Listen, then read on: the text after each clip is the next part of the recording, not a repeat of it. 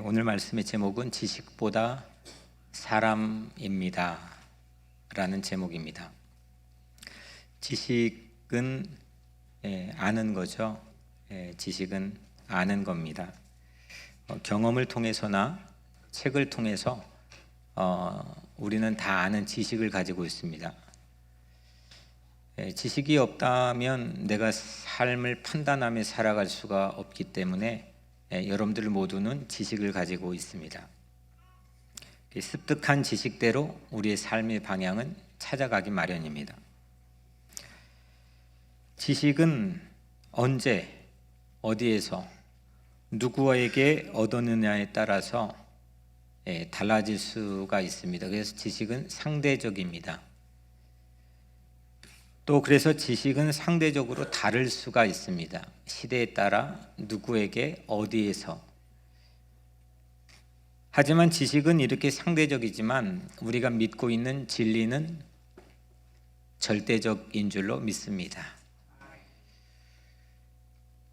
하나님은 에덴의 첫사람에게 이 지식의 위험성에 대해서 말씀하셨습니다. 창세기 2장 17절 선악을 알게 하는 나무의 열매는 먹지 말라. 네가 먹는 날에는 반드시 죽으리라. 어떤 나무를 먹지 말라 그랬죠? 보통 이제 우리가 선악과로 해버리니까 그 과실 열매를 집중하는데 성경에는 선과 악을 알게 하는 나무. 영어 성경에는 더 정확히 The Tree of Knowledge of Good and Evil, 그러니까 선과 악을 알게 하는 지식의 나무입니다. 선과 악을 구분할 수 있는 지식나무를 먹지 말라. 이게 하나님이 우리 인간에게 주신 첫 명령입니다. 선과 악을 쉽게 구분하는 심판, 이 심판 판단은 오직 하나님에게만 속해 있기 때문입니다. 그래서 우리 혹자는 이런 불평을 할 수가 있습니다. 하나님은 왜 에덴 동산 중앙에 이 선과 악을 알게 한 지식의 나무를 두어서 왜 아담과 하와를 마치 유혹하시는 것처럼 왜 죄를 그 사람의 곁에 두셨느냐. 모든 걸 다 아신 주님께서는 그걸 아예 치워버렸으면 이 인간이 죄를 짓지 않았을 텐데, 마치 오늘 우리 삶에도 왜 죄가 이 담벼락 하나의 사이처럼 꼭 우리 곁에 있어야 되는 거냐, 하나님 왜 우리를 이렇게 만드셨느냐, 이렇게 불평하시는 분도 있습니다. 하지만 이 지식의 나무는 인간을 향한 하나님의 유혹이 아닙니다. 이거는 인간을 향한 하나님의 배려입니다. 하나님 마음대로니까 하나님 그냥 그렇게 창조하셨겠지라고 그냥 대충 얼버무려 답하는 경우도 있지만 사실 저는 그렇게 생각하지 않습니다. 이건 하나님께서 우리 인간을 향한 유혹이 아니라 하나님의 극진한 인간을 향한 배려입니다. 왜냐하면 우리 사람은 이 지식의 나무의 열매를 따먹는 순간 죽음을 향해 치닫기 때문입니다. 죽음, 사망. 그 사망은 바로 여기에서 비롯되어 있습니다. 오늘 그걸 우리가 함께 살펴보려고 합니다. 지식은 눈이 밝아지게 합니다. 새 것을 알면 눈이 밝아지게 합니다. 초등학교 1학년과 중학교 1학년이 같은 세상을 볼 수가 없습니다. 이건 전혀 다른 새로운 밝아진 눈으로 세상을 보고 사람을 판단합니다. 그래서 선과 악을 알게 하는 이 지식의 나무는 여하튼 하나님이 인간을 향해 금기시한 영역입니다. 먹지 말라, 가지 말라, 붙잡지 말라. 그런데 사람은 그 지식을 먹고 눈이 밝아졌습니다. 이후의 모든 사람, 원죄를 그냥 그때 죄를 지었으니까 동떨어져 있는 나에게도 죄가 퉁 하고 왔다, 이렇게 설명할 수도 있겠지만 이 모든 사람, 이후의 모든 사람은, 우리를 포함해 모든 사람은 그 지식나무를 보고 보암직도 하고 만져본직도 하고 먹음직도 하다, 그거를 탐합니다. 지식의 나무를 맛보면 오늘 이 내가 알고 있는 것, 이것이 눈이 밝아져서 이게 절대적이게 됩니다. 상대적인 지식은 상대적인 건데 내가 알고 있는 게 절대적이게 됩니다. 내가 기준이 됩니다. 예수를 만나기 전이었던 예수를 만나기 전이었던 사울이 꼭 그랬습니다. 나중에 이름이 바울로 바뀌어지지만 사울이 꼭 그랬습니다. 바울은 지식의 대명사였습니다. 그는 가말리엘 문화생으로 유대인이었지만 이민자의 삶을 살았습니다. 그리고 당대 세계 최고의 석학 아래에서 학문을 익혔습니다. 그리고 그는 지식을 가졌습니다. 세상에 대해서 눈이 밝아진 그는 자기 유대인의 민족 정체성을 지키려고 새로운 이교도처럼 보이는 예수를 믿고 따르는 사람들을 핍박했습니다. 이게 그의 삶의 지식이었습니다. 그의 지식이 그를 그렇게 이끌었습니다. 그랬던 그에게 바울에게 부활하신 예수님이 어느 날 나타나셨습니다. 하늘에서 새 빛이 그의 과거의 눈을 멀게 했습니다. 그리고 한마디가 들려왔습니다. 사울아, 사울아, 네가 어찌하여 나를 박해하느냐? 나는 네가 박해하는 예수라. 이 소리를 듣고, 이 소리 짧은 한마디를 듣고 사울은 전혀 다른 사람이 되었습니다. 이름도 바울로 바뀌어졌습니다. 예수를 박해했던 지식의 나무를 먹었던 사울에게 지식의 나무 대신에 새로운 생명의 나무가 보이기 시작했습니다. 생명의 나무가 보였습니다. 그게 오늘 이 고린도전서 7장과 8장에 나와 있는 결과입니다. 생명의 열매는 이런 거구나, 지식의 열매는 이런 거구나, 이거를 확연하게 구분할 수 있는 지점이 오늘 7장과 8장에 기록된 내용입니다. 바울은 그날 하늘에 들려오는 그 음성을 통해서 용서와 사랑의 열매를 먹었습니다. 사람의 가치를 이것저것 지식에 파묻어둔 채 그렇게 살았던 바울에게 생각의 대전환이 찾아왔습니다. 생각이 완전 바뀌었습니다. 생각이 바뀌니까 사람이 바뀌었습니다. 그리고 이 한 사람의 생각이 위대하게 바뀌니까 그가 가는 곳마다 세상이 바뀌었습니다. 역사가 바뀌고 대륙이 바뀌었습니다. 생각은 이처럼 우리를 바꿉니다. 어떤 생각을 갖고 살고 있느냐, 어떤 생각의 씨앗이 나에게 있느냐, 지식의 나무냐, 생명의 나무냐, 이 차이로 우리는 다른 열매를 맺게 되어 있습니다. 다른 삶의 열매가 맺어집니다. 여러분들은 어떤 생각의 나무를 붙잡고 있습니까? 지식의 생각의 나무입니까? 아니면 생명의 생각의 나무입니까? 혹 지식나무에 기웃거렸던 우리라고 한다면 영성의 사람, 영혼의 사람, 사랑의 사람, 생명나무를 향해 달려가는 사람, 그런 사람이 되기를 주님의 이름으로 간절히 축복합니다. 이제 오늘 본문으로 들어와 보겠습니다. 고린도전서 8장 1절 말씀, 우리가 읽은 두 번째 장의 첫 번째 절에는 우상의 제물에 대하여는 우리가 다 지식이 있는 줄을 아나 지식은 교만하게 하며 사랑은 덕을 세우나니 있습니다.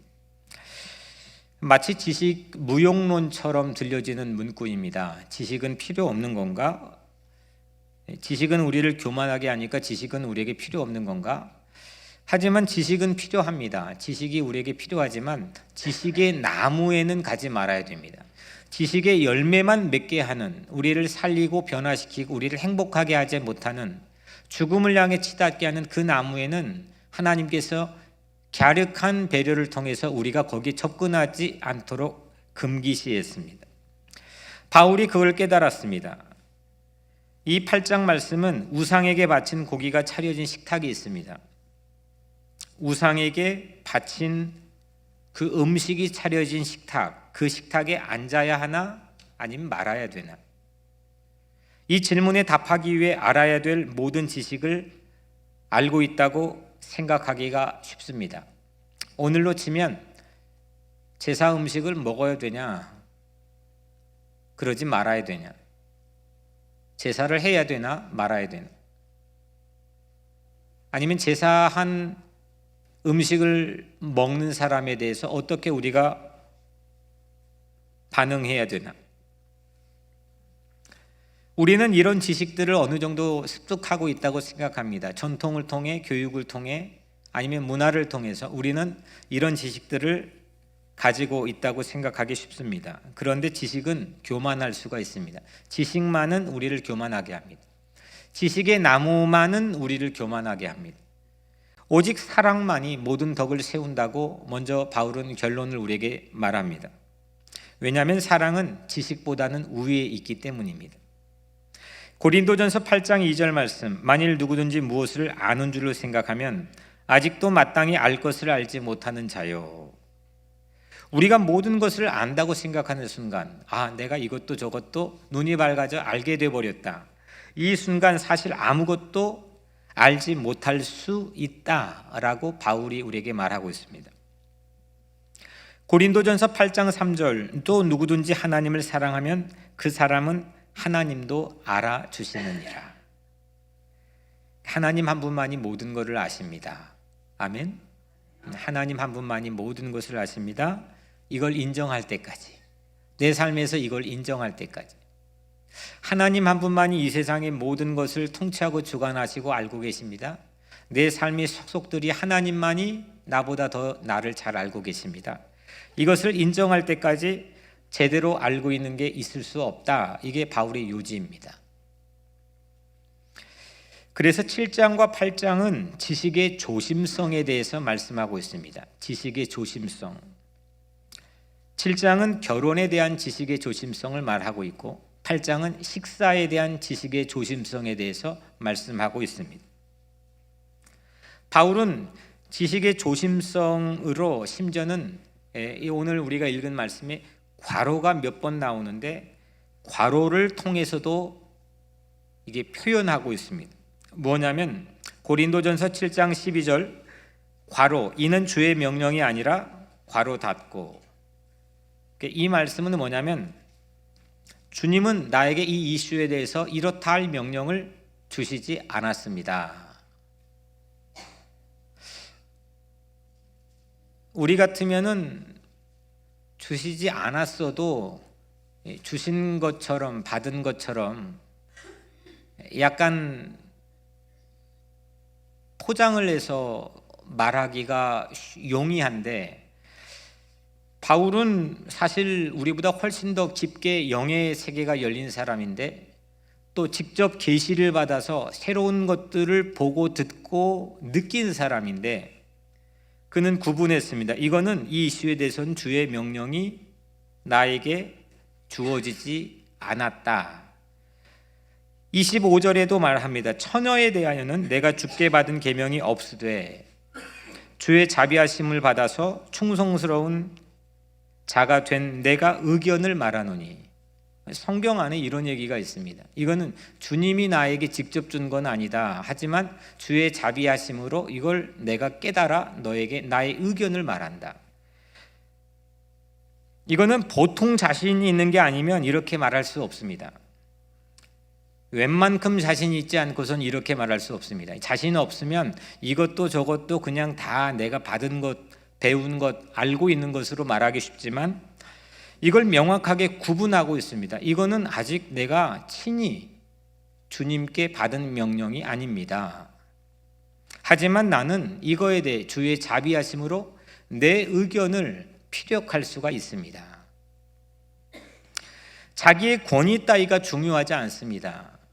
내가 그렇게 받아서 내가 누구에게 말할 수 있는 자기의 권위나 자기의 능력이 중요하지 않습니다. 그래서 명확하게 구분했습니다. 먼저 7장에 나타난 결혼에 관한 지식을 우리가 살펴보겠습니다. 첫 번째, 바울이 우리에게 던져주고 있는 질문이 있습니다. 7장 안에는 세 가지의 이슈가 등장하는데 첫 번째 이슈는 독신이 옳은가 결혼이 옳은가. 여러분들 한번 스스로 속으로만 대답해 보시길. 독신이 옳은가 결혼이 옳은가. 우리 장순성 권사님은 분명히 결혼했는데 속으로 그래 독신이 더 낫지 않을까 이렇게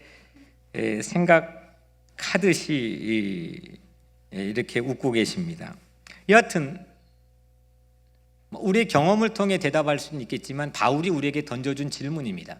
독신이 옳으냐 아니면 결혼이 옳으냐? 바울은 독신이었을까요? 결혼했을까요? 네, 독신이었죠. 이건 부인할 수 없는 사실입니다. 바울은 결혼하지 않았습니다. 그런데 7절에 보면 나는 모든 사람이 나와 같기를 원하노라. 그러나 각각 하나님께 받은 자기의 은사가 있으니 이 사람은 이러하고 저 사람은 저러하리라. 독신이었던 바울은 왜 독신이었냐면 내가 단순한 심플한 생활 방식을 통해서 하나님을 더 깊이 섬기고 내가 복음 전파에 매진할 수 있겠다. 이게 바울이 독신을 선택한 이유라고 몇몇 군데에서 밝혔습니다. 자식을 낳으면 자식도 키워야 되고 또 배우자를 만나면 결혼 생활을 하다 보면 경제적으로 아니면 여러 가지 가장의 책임이 있기 마련이고 이런 거 다 빼고 내가 오로지 주님만을 섬기겠다. 물론 그 독신의 위험성에 대해서도 바울은 지적합니다. 하지만 바울은 그걸 선택했습니다. 그의 유용성과 그리고 그거의 합리성에 대해서도 몇 번 말했습니다. 이 구절을 따다가 캐톨릭 전통은 지금도 사제들이 결혼을 하지 않습니다. 왜냐? 이것이 영적 권위의 우월성이 있다고 믿기 때문입니다. 내가 결혼을 하지 않고 독신이면 난 이만큼 영적으로 또 주님과 더 가까이 있다라고 하는 우월적인 그런 확신을 이 말씀의 구절에서 캐톨릭 전통은 가져오고 있습니다. 그런데 이런 이유로 적극적으로 독신을 바울은 권면하고 있는데 하지만 하나님은 어떤 사람에겐 독신 생활을 주고 어떤 사람에겐 결혼 생활을 주실 수 있다라고 바울이 말합니다. 독신과 결혼이 하나님 앞에서 우월한 삶을 표식하지 않는다라고 바울이 결론을 내립니다. 두 번째 이슈입니다. 한번 속으로 또 대답해 보시기 바랍니다. 이 질문은 이제 아직 결혼하지 않는 자녀가 있다거나 또 우리 청년들이 있다면 이 질문은 매우 유용한 질문이 될 것 같습니다. 두 번째입니다. 결혼을 해야 될 배우자가 있는데 결혼 배우자가 신앙인이어만 하는가 아니면 불신자여도 개의치 않는가? 어떨까요? 오늘 12절 13절에 바울의 우선 결론을 우리가 같이 한번 찾아서 읽어보겠습니다. 12절 13절 말씀입니다. 같이 읽겠습니다. 시작. 그 나머지 사람들에게 내가 말하노니 이는 주의 명령이 아니라 만일 어떤 형제에게 믿지 아니하는 아내가 있어 남편과 함께 살기를 좋아하거든 그를 버리지 말며 어떤 여자에게 믿지 아니하는 남편이 있어 아내와 함께 살기를 좋아하거든 그 남편을 버리지 말라. 아멘. 그러니까 이 말의 뜻을 좀 아시겠죠? 이 말의 뜻은 뭐냐면 불신자의 배우자, 남편이든 아내든 예수를 믿지 않는 사람의 배우자를 받아들이는 것을 바울은 규제했습니까? 규제하지 않았습니까? 네, 규제하지 않았습니다. 이유가 14절에 나와 있는데 이유는 이렇습니다. 믿지 아니하는 남편이 아내로 말미암아 거룩하게 되고 믿지 아니하는 아내가 남편으로 말미암아 거룩하게 되나니 그렇지 아니하면 너희 자녀도 깨끗하지 못하리라. 그러나 이제 거룩하니라. 다시 말하면 불신자의 배우자를 만나도 좋고 그게 이유가 되어서 포기해서는 안 되고 버리지 말라. 그 이유는 불신자의 남편이 신자 아내의 신앙생활을 바라보면서 거룩해질 수 있다는 겁니다. 그리고 신자 남편이 불신자 아내에게 같은 영향을 동일하게 제공해 줄 수 있기 때문입니다. 이게 바울의 결론입니다. 16절에 보면 아내 된 자여 네가 남편을 구원할는지 어찌할 수 있으며 남편 된 자여 네가 네 아내를 구원할는지 어찌할 수 있으리요. 아니 멀리까지 땅끝까지 가서 복음을 전하라 그랬는데 아니 바로 평생 옆에 살 수 있는 사람을 복음을 전하여서 믿게 할 수 있다면 이 또한 얼마나 큰 유익이겠는가 이런 의미죠. 믿는 내가 불신자를 구원할 수 있기 때문에 불신자와의 결혼을 무조건 반대해야 하는 것은 타당치 않습니다. 이게 바울의 결론입니다. 조금 우리의 이 영적인 우월성, 그러니까 정말 하나님만 바라보고 독신으로 살고 믿는 사람 만나 믿음의 가정을 이루고, 이것이 영적인 우월성을 갖게 되는 이게 우리의 기본적인 익숙한 상식이고 문화인데, 바울은 이걸 사실 다 깨트렸습니다. 세 번째입니다. 세 번째는 특정 민족이나 특정 인종에 대한, 그러니까 특정 민족, 특정 인종에 대한 차별의 지식입니다. 18절 19절에 할례자로서 부르심을 받은 자가 있느냐 무할례자가 되지 말며 했습니다. 할례자로서 부르심을 받은 자가 있느냐 무할례자가 되지 말며, 이 말씀은 뭐냐면 할례는 유대 민족의 표식입니다. 지금은 이제 할례 제도 대신에 카파라는 모자를 쓰고 나는 유대인입니다 라고 포로 시대 이후부터 이제 유대 인종에 대한 표식으로 사용하고 있지만, 여튼 성경 안에서 첫 유대인의 표식을 나타내는 기원은 할례입니다.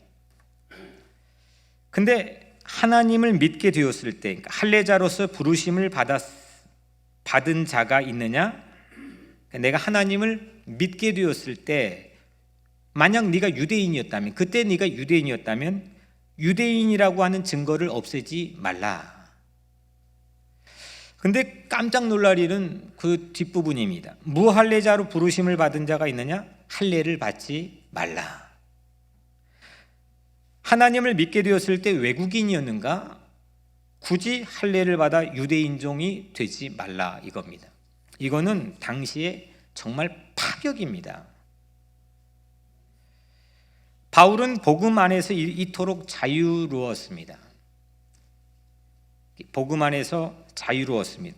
왜냐하면 자기가 알던 지식을 깨트렸기 때문입니다. 독신으로 신앙의 배우자와 만나 믿음의 가정을 이루고, 또 할례를 받아 하나님이 선택된 백성들의 표식을 가지고, 이것이 영적인 우월성을 나타낼 수 있는 하나의 중요한 문화고 상식인데,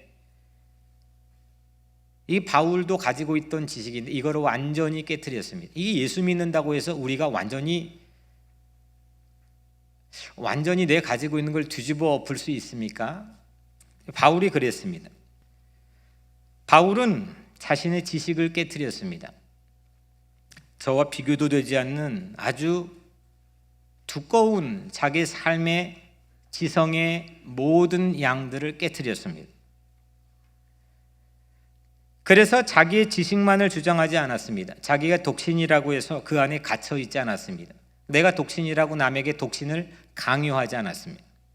자기가 신자라고 해서 배우자가 신자여야만 된다고 고집하지도 않았습니다. 자기가 유대인종이라고 신앙에서 외국인에 대해서 배타적여 본 적이 없습니다. 바울은 과거에 기웃거렸던 지식의 나무에서 멀어져서 지식의 자유로움을 누렸습니다.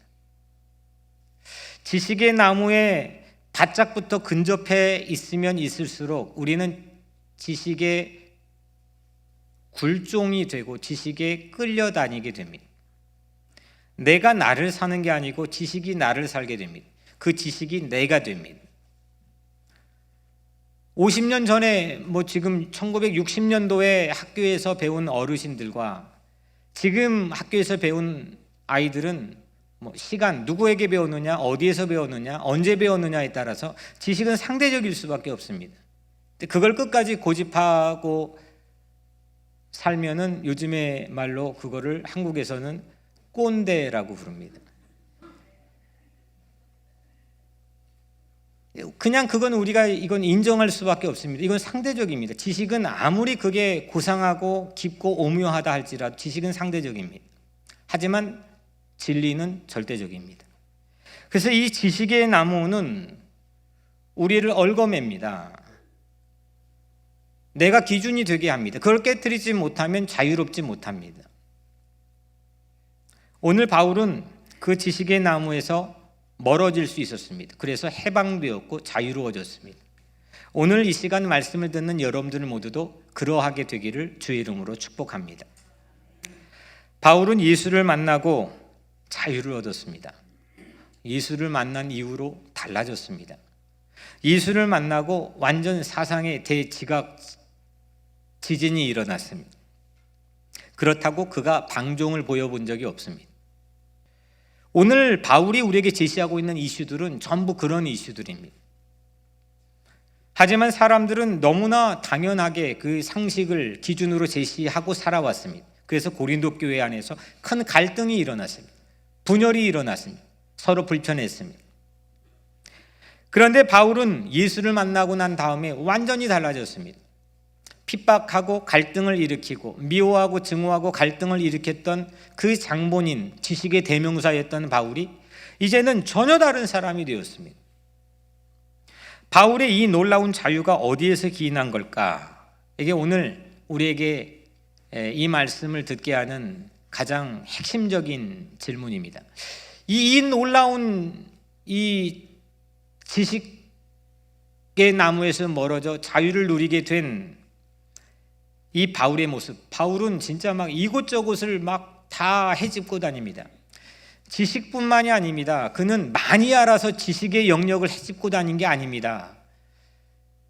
그보다 훨씬 더 많이 한 사람들이 그때 당시에 소크라테스, 플라톤, 아리스토텔레스 이 300년 동안의 이 엄청난 영역을 받고 후학들로 자라난 그의 삶의 주변에 엄청난 위인들이 있었습니다. 그런데 바울만큼 광대한 영역에서 이곳저곳을 다 누비고 다닌 사람이 없습니다. 바울은 1차 선교여행 때 2600마일을 걸었습니다. 2차 여행 때 2700마일을 걸었습니다. 3차 여행 때 1400마일을 걸었습니다. 좀 순서가 바뀐 것 같네요. 여하튼 몇천 마일을 걸었습니다. 이렇게 어마어마한 장소를 다니며 수없는 사람들을 만나고 다녔습니다. 무엇 때문일까? 이 놀라운 자유는 어디서 온 걸까? 무엇에도 구애받지 않고 구속받지 않는 이 놀라운 자유인은 어디에서 무엇 때문에 기인한 걸까? 예수를 만나서 무엇이 변화된 걸까? 그 예수를 만난 순간은 너무 작기 때문에 시간적으로 너무 우리의 작게 소개되기 때문에 정확하게 이게 캐치하기가 쉽지 않습니다. 과연 그 사도행전 9장에 나와 있는 다메섹 도상으로 가는 그 사울이 예수를 만났던 그 순간에 과연 무슨 일이 일어난 걸까? 이게 오늘 제가 본문 안에 던지고 있는 질문이었고 오늘 하나님께서 우리에게 주고자 하는 답입니다. 무엇 때문일까? 어디에서 기인한 걸까? 오늘 23절을 우리 같이 한번 읽겠습니다. 23절 말씀입니다. 같이 읽겠습니다. 시작. 너희는 값으로 사신 것이니 사람들의 종이 되지 말라. 아멘. 이게 바울 신학의 핵심입니다. 의인론, 모든 것 망라해서 바울 신학의 핵심은 이거입니다. 너희는 값으로 사신 것이니 사람들의 종이 되지 말라. 이 말의 요지는 이런 겁니다. 하나님께서 우리를 샀다는 겁니다. 우리의 몸값을 지불하고 사셨다는 겁니다. 그 지불한 몸값이 어마어마한 금액이라는 겁니다. 이 새로운 지식을 알게 되었기 때문에 그 다메섹 도상 그 순간에 예수를 만난 그 순간에 이 사실을 안 이후로 그가 생각하는 사상, 신학 모든 것들이 바뀌었습니다. 다시 말하면 우리 몸값이 있다는 겁니다. 내 몸값. 오늘날도 이 경제가 세계의 주체가 되는 이 세상에서도 다국적 기업들이 횡행한 이 시대에서도 사람들에게는 몸값을 매기는 게 이전과 다르게 유행이 되었습니다. 샐러리가 얼마냐? 그 스포츠 선수는 얼마짜리냐? 그 선수가 살고 있는 삶의 가치보다 더 우월적으로 그 사람의 몸값을 얘기합니다. 그런데 그런 몸값이 아닙니다. 그냥 얼마 정도 10년 동안 그 선수의 스포츠의 기술을 살 수 있는 정도의 금액 그런 게 아닙니다. 그냥 그 삶을 모두 다 사버릴 수 있는 그 하나님이 지불한 금액을 알아야 됩니다. 바울은 그걸 알았습니다. 아니, 영혼까지도, 보이지 않는 영혼까지도, 그 사람의 미래까지도, 과거까지도, 오늘 이 순간에도 그 사람의 전부를 사버릴 수 있는 하나님이 지불한 금액을 알았습니다. 그 금액을 아십니까? 물론 우리는 그냥 신앙생활을 좀 그래도 한다 했기 때문에 대충 답은 알고 있을 겁니다. 하지만 그 금액을 잊지 않고 그 금액을 내 삶의 사고의 판단 기준으로 삼고 있습니까? 우리 몸값은 십자가에 달린 예수 그리스도의 죽음입니다. 하나님의 아들이신 예수 그리스도가 이 땅에 오셔서 우리를 사기 위해서 지불한 금액 액수는 십자가에 달려 6시간 고난을 받으시고 숨을 거두신 그리스도의 십자가의 죽음입니다. 그거를 알았습니다. 바울은 그걸 알았습니다. 나의 몸값이 얼마구나. 내가 핍박하고 박해하는 예수를 핍박하고 박해했던 나인데도 불구하고 나를 불러주신 그 예수님이 나의 몸값을 알게 한 겁니다. 이 몸값, 사람 몸값, 사람의 프라이스, 이 몸값인 그리스도의 보혈보다 우위에 있는 지식은 있을 수 없다. 이게 바울의 결론입니다. 십자가에 달리신 그리스도로 인한 우리 몸값, 이걸 알게 된 바울은 오늘 7장, 이 8장에서 최고의 지식을 말합니다. 저는 20년 전이었던가 정확한 연수는 생각이 나지 않지만 제가 아주 오래전에 이 8장, 특히 이 8장을 읽고 지금까지도 제 목회 모든 판단의 근거를 제시받고 있습니다. 이건 공식입니다. 이거는 음식 문제 가지고만 하지만 이거는 아리송한 모든 삶의 내 판단 기준을 제공해 주는 공식입니다. 바울은 이 최고의 지식, 최고의 지성으로 모든 것의 공식처럼 답할 수가 있었습니다. 그냥 그거 넣으면 되는 겁니다. 그게 뭐냐? 오늘 고린도전서 7장 28절 말씀 우리 한번 같이 읽겠습니다. 28절 말씀입니다. 시작. 그러나 장가가도 죄 짓는 것이 아니요 처녀가 시집가도 죄 짓는 것이 아니로되 이러니 이들은 육신의 고난이 있으리니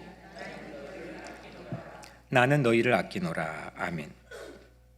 이 부분입니다. 마지막 부분. 나는 너희를 아끼노라. 왜 아껴요? 가격이 이만저만한 게 아니기 때문에. 싸면 아끼지 않죠. 싼 티가 나도 아끼지 않아요. 비싼 걸 아끼거든요. 값어치 있는 걸 아끼거든요. 나는 너희를 아끼노라.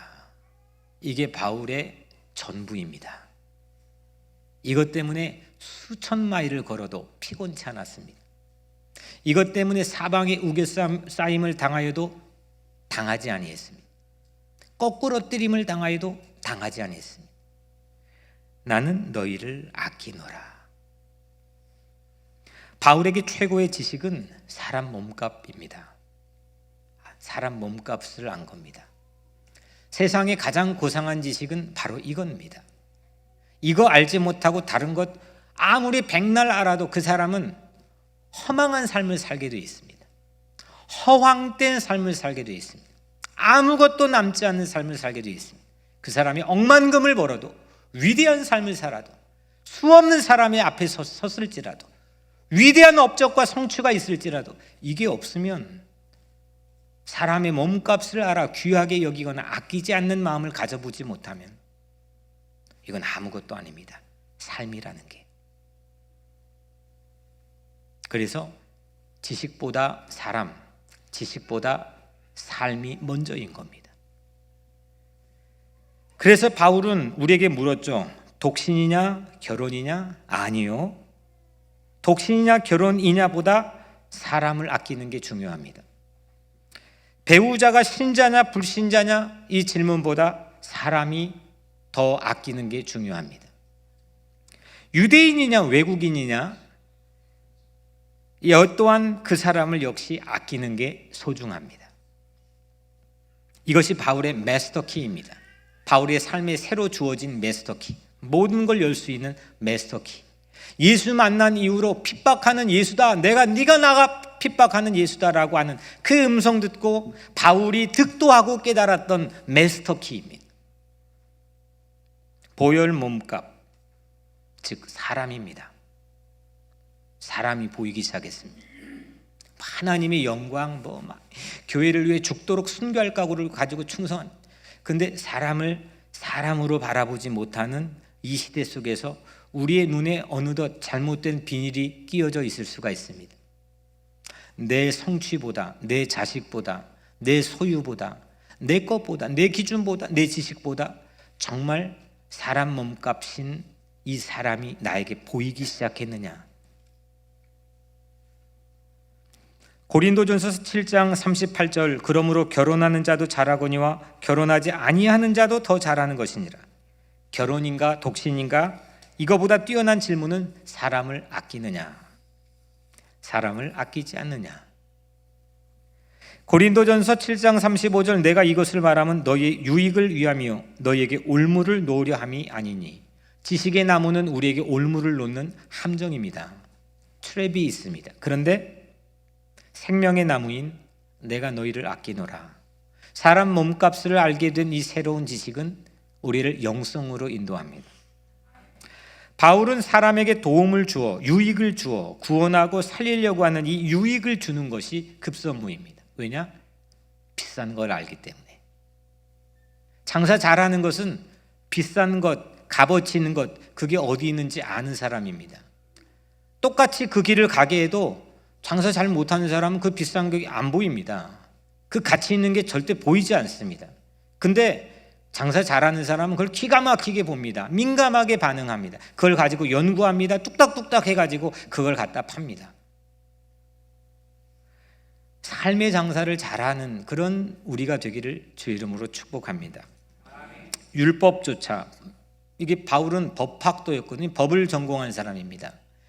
율법조차도, 도덕조차도 그 사람이 구원받는 것에 올무가 될 수 없다는 것, 이거 예수의 지식, 예수의 영성을 바울이 온 몸으로 받아버린 겁니다. 마지막 네 번째로 8장의 식사에 관한 지식입니다. 식사, 7장은 결혼입니다. 8장은 식사에 관한 지식. 우상에게 바친 고기가 차려진 식탁에 앉아야 되느냐 말아야 되느냐.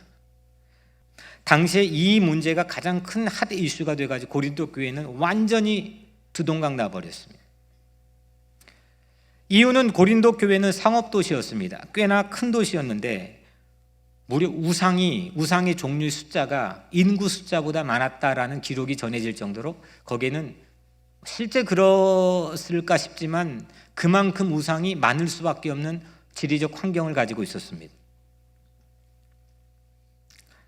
1년에 몇 차례 우상에게 바쳐진 식탁이 차려지는 그런 잔치, 페스티벌이 있는데 고린도 교회에는 가난한 성도가 있었습니다. 그 가난한 도시 빈민을 자처하는 성도들이 그걸 보면서 그 음식을 먹었습니다.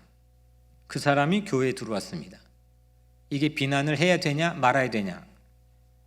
이때 그들을 책벌해야 되느냐 안 해야 되느냐. 이 문제로 그 예수 공동체가 큰 어려움을 당했습니다. 바울은 우선 결론부터 말씀드리면 아주 단호하게 처벌할 수 없다, 비난할 수 없다라고 하는 입장입니다. 7절에 그러나 이 지식은 모든 사람에게 있는 것은 아니므로 어떤 이들은 지금까지 우상에 대한 습관이 있어 우상의 제물로 알고 먹는 거로 그들의 양심이 약하여지고 더러워지느니라. 사람이라는 게 평생 동안 우상에게 바친 고기를 먹어왔고 그 고기 속에 악한 것이 들어있어서 우상에게 바친 고기를 먹는 사람들도 악해진다라고 하는 생각을 가진 사람이 있다는 겁니다. 그런 조건 아래에서 형성된 상상력과 양심이라고 한다면 하루아침에 갑자기 바뀔 수 없다라고 하는 게 바울의 논지입니다. 바울은 이렇게 말합니다. 그런즉 너희의 자유가 믿음이 약한 자들에게 걸려 넘어지게 하는 것이 되지 않도록 조심하라. 8절에서 또 이렇게 말합니다. 음식은 우리를 하나님 앞에 내세우지 못하나니 우리가 먹지 않는다고 해서 더 못 사는 것도 아니고 먹는다고 해서 더 잘 사는 것도 아니니라. 하나님은 먹는 음식으로 우리의 등급을 매기실까요? 안 매기실까요? 저기 인도 손으로 먹는 음식 먹으면 조금 더 세계 4대 문화의 줄기가 있는 곳이 고상하고 우리가 그냥 뭐 먹으면 좀 덜 고상한 거는 아니잖아요. 무슨 음식을 먹는 거에 따라서 사람이 하나님 앞에 등급이 매겨지는 거 아니에요. 근데 이게 하나님 믿는 거 밖의 세계에 나가보면 가장 우리를 차별하는 게 음식입니다. 식당이 차별하고 음식이 차별합니다. 그 사람이 가지고 있는 신분에 따라, 그 사람이 가지고 있는 돈에 따라 그 사람이 먹고 있는 음식은 전혀 달라지기 때문입니다. 그런데 여하튼 하나님은 이렇게 바울을 통해서 결론 짓게 했습니다. 그 고기가 우상에게 바친 고기에게는 아무 일도 일어나지 않는다. 그 고기가 그 고기를 먹는 사람의 전부를 판단할 수 있다고 함부로 말하지 말라. 함부로 말하지 말라. 가난한 사람이 1년간 진짜 고기 구경 한 번도 못했다가 도시 빈민으로 처절하게 살았다가 그날 우상에게 바친 고기가 먹고 싶어 그거 먹었다고 해서 그 사람의 전부를 판단하지 말라. 이게 바울의 요지입니다. 여기까지 말할 수 있다는 거 참 놀랍습니다. 야, 이게 바울이 정말 그의 영성의 영역 자체가 정말 이 지식의 나무를 한번 탈피한 다음에 놀라울 정도로 광대해졌다. 결국 우상에 바친 고기보다 그 고기를 먹는 사람의 우선성, 먹는 사람의 우선성을 놓치지 않았습니다. 그런데 여기까지만 하면 그래도 그냥 어느 정도 위대한 정도의 레벨에 그칠 텐데 역시 성경에 나와 있는 레벨이니까 하나가 더 추가가 됩니다. 오늘 9절 이하를 보면 9절 10절에 보면 그런즉 너희의 자유가 믿음이 약한 자들에게 걸려 넘어지게 하는 것이 되지 않도록 조심하라. 고기 먹어도 되지만 그렇다고 너희 자유가 믿음이 약한 자들에게 걸려 넘어지게 하는 것이 되지 않도록 조심하라. 지식이 있는 내가 우상의 집에 앉아 먹는 것을 누구든지 보면 그 믿음이 약한 자들의 양심이 담력을 얻어 우상의 제물을 먹게 되지 않겠느냐. 믿음이 연약한 자가 혹시 자기보다 믿음이 강하다고 생각한 사람이 우상에게 바친 음식을 먹고 시험에 드는 것, 그걸 조심하라 이겁니다. 이거는 아주 다양하게 우리 삶에 적용해 볼 수가 있겠습니다. 11절에 그러면 네 지식으로 그 믿음이 약한 자가 멸망하나니 그는 그리스도께서 위하여 죽으신 형제라. 오직 바울에게 관심은 사람 몸값입니다. 그리스도께서 위하여 죽으신 형제라. 모든 이슈에 아주 수천수만의 그 문제를 그 앞에 놓았어도 그가 한결같이 공식에 대입하는 그의 답은 사람 몸값입니다. 만일 식사 문제로 평소 고민하던 어떤 사람이 있다고 가정해 본다면 이 사람은 평소 함께 식사를 하는 사람, 늘 같이 식사를 해야 되는 사람이 훨씬 더 나보다 지적이고 성숙한 사람이라고 존경하는 사람이 있다고 가정해 봅시다. 그런데 그 잔치에 함께 참석해 식사하는 걸 봅니다. 같이 우상에게 바친 고기를 먹고 있습니다. 이때 그 연약한 신자가 얼마나 혼란스러울지 그를 생각해 봐라. 그래서 바울은 새로운 결심을 합니다. 그것도 평생의 새로운 결심을 합니다. 12절에 그러므로 만일 음식이 내 형제를 실족하게 한다면 나는 영원히 고기를 먹지 아니하며 내 형제를 실족하지 않게 하리라. 평생의 고기를 먹지 않기로 결심한 것, 평생의 고기를 먹지 않기로 결심한 것, 이거는 사람 몸값 때문이라는 겁니다. 사람을 구원하기 위해 십자가 보혈로 사신 이 그리스도의 놀라운 사랑으로 인해서 바울은 고기도 안중에 없습니다. 결혼도 안중에 없습니다. 결혼을 해도 괜찮습니다. 바울의 모든 지식의 기준은 그리스도가 사신 한 사람의 몸값입니다. 이거를 우월하는 지식은 이제 있을 수 없다라고 얘기합니다. 결국 사람입니다. 사람을 살리는 일, 여기에 모든 걸 건 사람입니다.